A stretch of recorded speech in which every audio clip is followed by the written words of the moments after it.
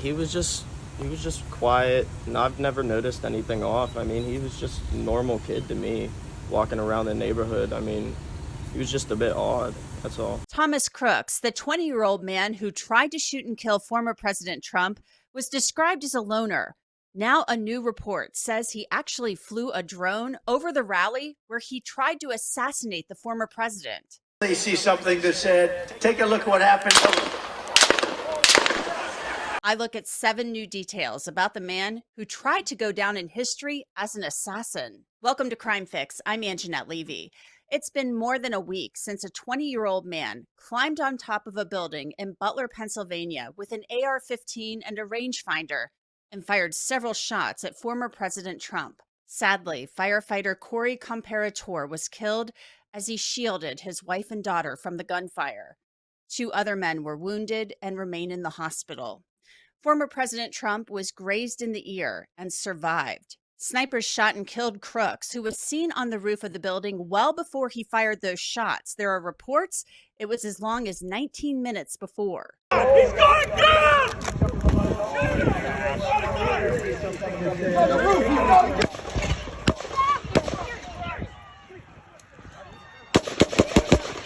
Stay under here. Immediately, the question was asked, who is this man who tried to kill a former president, a candidate for the highest office in the land, and why? And how was he allowed on the roof of the building? How was that roof left unguarded? President Trump discussed that unguarded roof in an interview with Fox News' Jesse Waters. Mistakes were made. They were monitoring this guy for an hour beforehand. Yeah. No one told you not to take the stage? No, nobody mentioned it. Nobody said there was a problem. And I would have waited for 15. They could have said, let's wait for 15 minutes, 20 minutes, 5 minutes, something. Nobody said, I think that was a mistake. How did somebody get on that roof? And why wasn't he reported? Because people saw that he was on the roof. I mean, you had Trumpers screaming. The woman in the red shirt, she was screaming, there's a man on the roof. And then other people said, there's a man on the roof who's got a gun. And that was quite a bit before I walked onto the stage. So you would have thought somebody would have done something about it. I also spoke to a former sniper who's been on a detail for then Vice President Biden about that roof being left open. Jimmy, since you've been on this detail before, do you feel that there should have been snipers on that roof where Crooks was? Yeah, the fact that that building wasn't secured to a point where someone could crawl on top of it, that makes no sense to me. The facility of where I did it, we were also at an airport, and every building had either a deputy or a Secret Service when I was there, and this was for Vice President Biden at the time. They were mainly with him. Everything else was secured by local law enforcement. But we had every building had a deputy standing there, ready to secure the area, ready to respond. The fact that this guy was able to climb a roof, that is a total failure in my eyes. There are just so many questions that remain more than a week later. Briefings from the FBI would later reveal that there was no apparent motive being ascribed to Crooks. He was registered as a Republican, but had donated to a progressive cause. He didn't appear to have an allegiance to either political party, and it would later come to light that he had photos of former President Trump on his phone, but he also had photos of Joe Biden, House Speaker Mike Johnson, House Minority Leader Hakeem Jeffries, Fulton County District Attorney Fani Willis, and even Attorney General Merrick Garland. It's also been reported that Crooks searched for the Republican National Convention and the Democratic National Convention. Crooks had registered for the Trump rally, and in a stunning development reported by the Wall Street Journal, Crooks actually flew a drone over the rally site hours before Mr. Trump took the stage at the Butler Farm Showgrounds. The website reported that Crooks flew the drone more than once as he researched the event. That is stunning. Typically, the airspace above an event involving a high-ranking dignitary would be kept clear of anything like that. And if anyone should have had a drone in the air, it should have been local law enforcement or the Secret Service. The security failure was the subject of a House oversight hearing on Capitol Hill, where Secret Service Director Kimberly Cheadle faced a tough grilling over her agency's handling or mishandling of security at the event. The assassination attempt of former President Donald Trump on July 13th is the most significant operational failure of the Secret Service in decades, and I am keeping him and his family in my thoughts. Was this a colossal failure? It was a failure. Yes or no? Was it a colossal failure is the question, yes or no? I have admitted this is a terrible This is a yes or no series of questions. Was this a colossal failure, yes or no? Yes. You say leaking your opening statement to Punchbowl News, Politico's Playbook, and Washington Post several hours before you sent it to this committee as being political, yes or no? I have no idea how my statement got out. Well, that's bullshit. The New York Times reported that Crooks had actually asked his bosses at the nursing home where he worked to have Saturday, July 13th off because he told them he had something important to do. After Crooks had scoped out the location of the rally, he returned to the site with his father's gun and homemade bombs that could be set off using a remote control. Crooks's parents had contacted police in the hours before the shooting. A briefing by the FBI to lawmakers revealed that Crooks had searched for major depressive disorder online, but possibly had never been diagnosed.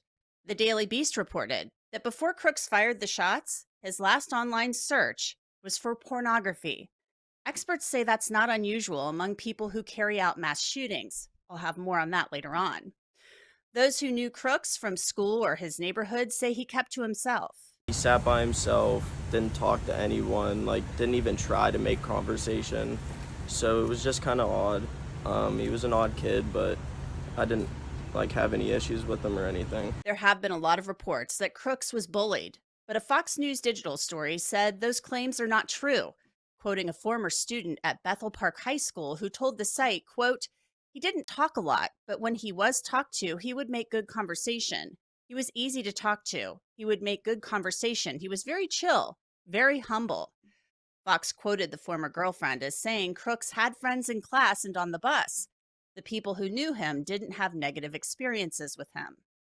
It's also been reported that he was studying mechanical engineering and had just completed an associate's degree and was heading to college in the fall.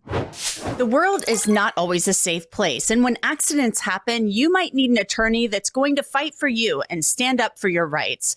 That's why I want to talk to you about Morgan & Morgan, a sponsor of Crime Fix. Morgan & Morgan has more than 1,000 attorneys you may want in your corner because they are America's largest injury firm, and for a reason, they win a lot. Morgan & Morgan has secured several multi-million-dollar verdicts and settlements recently for victims who were in life-altering car crashes, all of which were considerably higher than the highest insurance offer. Starting a claim takes just 8 clicks or less, and it can all be done from your smartphone. And there are no upfront fees. You only pay Morgan & Morgan if you win. So if you're injured, you can easily start a claim in 8 clicks or less at forthepeople.com/crimefix.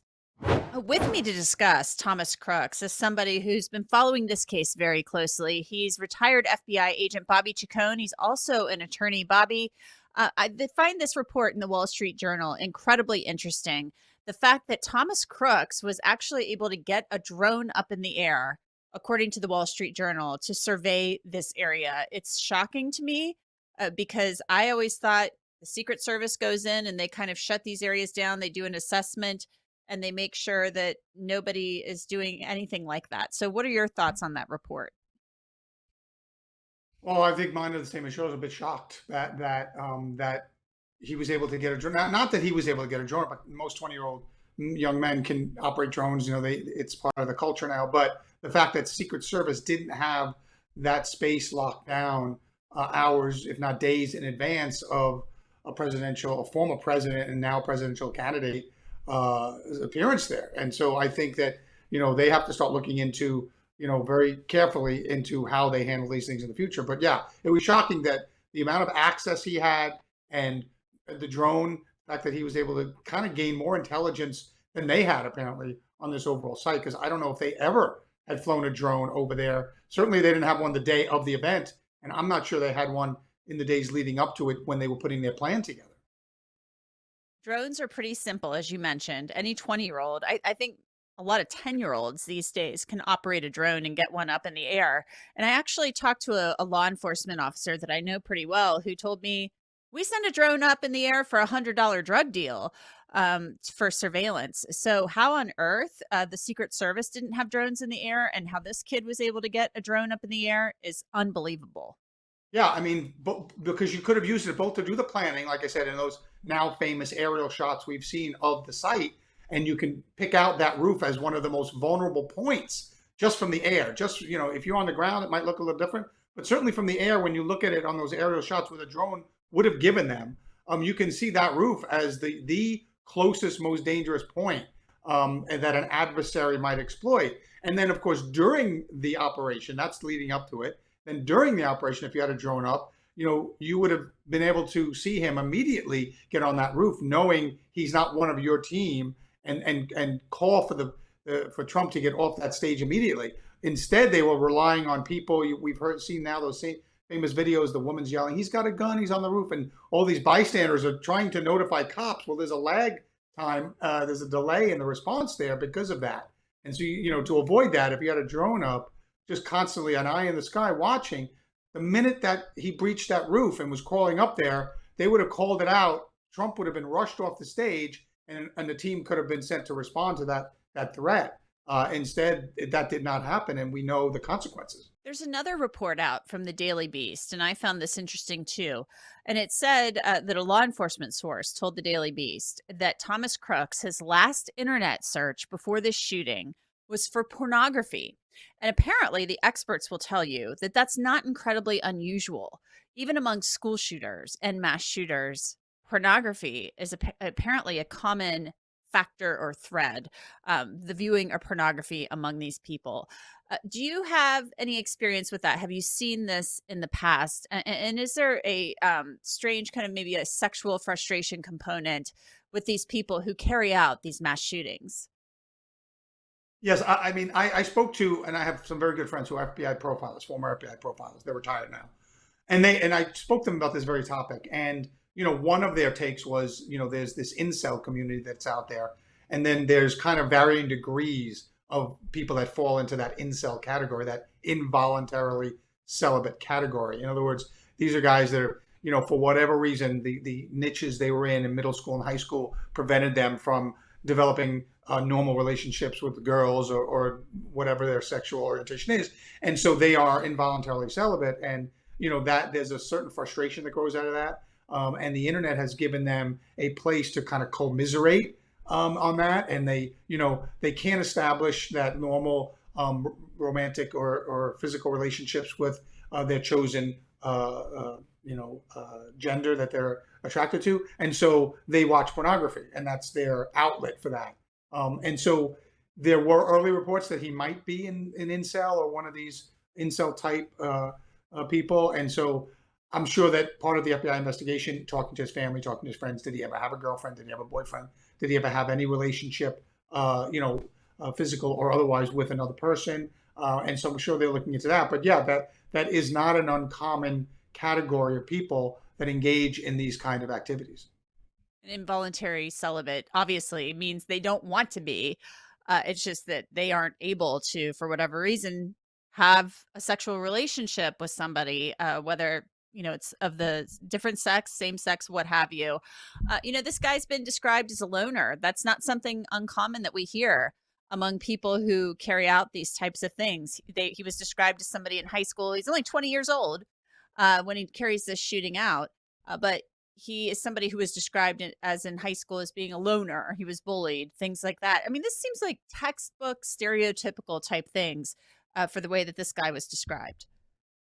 Yeah, absolutely. And what that does, how that impacts an individual like this, is that when all of us who are not loners, say, when we have a social circle or a network of friends or family that we normally talk to on a regular basis, it tends to moderate us a little bit. And if we're going down an emotional or an intellectual highway that is not good for us, or that is not based in reason, there's somebody there to kind of moderate that. There's somebody to kind of get us back on the road and talk to you, kind of makes you think differently. But if you're a loner and you go down one of these dark places one of these roads and there's nobody there in your social circle, your family circle, because you're a loner, to moderate you and to moderate those views and to kind of, maybe get you to think about things in a different way, then you continue down that dark path.